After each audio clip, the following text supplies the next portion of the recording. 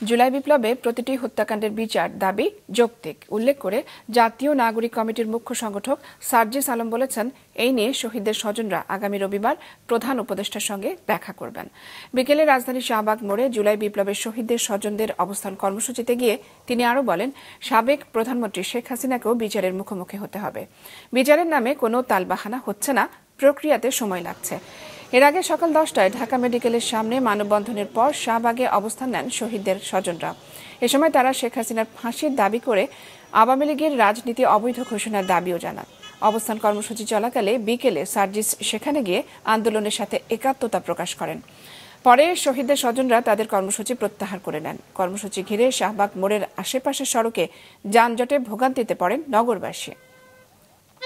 শিশুকে বুঝাইতে পারি না, সে বাবা তো চলে গেছে। আমরা কখনো রাজনীতি বুঝি না, আমরা সাধারণ ঘরের মেয়ে। আমার স্বামী একজন ড্রাইভার ছিল।